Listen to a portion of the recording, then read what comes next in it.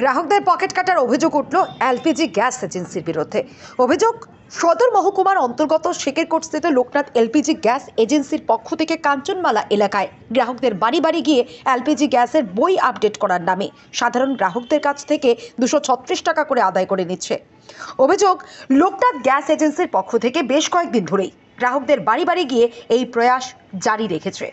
আরও অভিযোগ, গ্রাহকদের কাছে টাকা না থাকলেও 236 টাকা সঙ্গে সঙ্গে দিতে এক প্রকার বাধ্য করা হয় গ্রাহকদের। মঙ্গলবার কাঞ্চনমালা এলাকার গ্রাহকরা সংবাদ মাধ্যমের দ্বারস্থ হয়ে এমনটাই অভিযোগ জানিয়েছেন। স্থানীয় এলাকার গ্রাহকরা জানিয়েছেন, গ্যাসের বই আপডেট করার নামে নতুন করে গ্রাহকদের পকেট কাটার একটি নতুন কৌশল।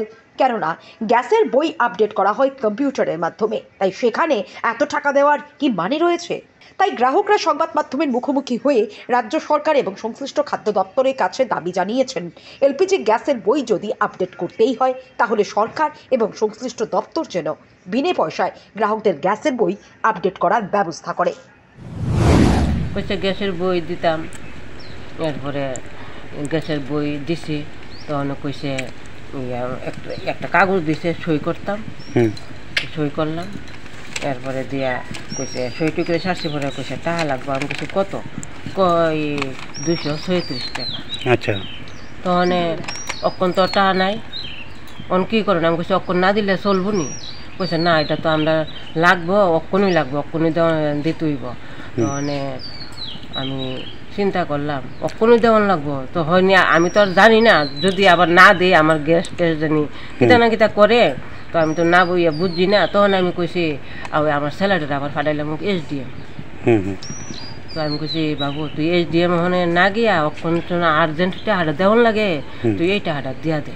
আচ্ছা, তো দিয়া দিছে, কইছে এই কাগজটা লইয়া আবার অফিসও যাইতাম। আচ্ছা, কোনানে আপনার অফিসটা? আপনাদের শেকেরকোট। আচ্ছা, হ্যাঁ হ্যাঁ, মানে গেলে এরপর কি করব? মানে আপডেট করে দিব? আপডেট করে দিব। আচ্ছা, কবে আইছিল তারা? ওই জায়গা 5-6 দিন। তারা যে আইছিল আপনার ঘরে ঢুকিয়া কি গ্যাস টেস্ট কি চেক করছিল নি? এটি তো চেক করছে না, আমার ঘরে ঢুকছে। আজ বাইরে থেকে গেছে কেনা? ওই তো শেয়ার দিছি বারে বসে কথা। আচ্ছা, এই বিষয়টা লিয়া কি কইবেন? মানে কি কইতাম, ওখানে তো আমরা গরিব মানুষ, হ্যাঁ,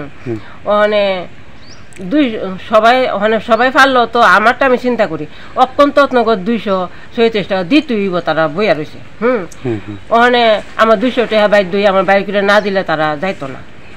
তখন তো আমি মনে করি সরকার যদি একটু সাহায্য করতো, যে যাতে এই আপডেটের টাকাটা না নেয়, তো সবাই ওই এটা মুকুব পাইয়া যেত। তো এই এলাকাত কি এরকম আরো অনেকে নিছে না? মানে আমরা ভাই যখন আইসে এলাকার, তো অবশ্যই জানি গেছে, আমি তো আর এই তদন্ত করছি না, গেছে মানে। আচ্ছা, এই এলাকাটার নাম কি? কাঞ্চন।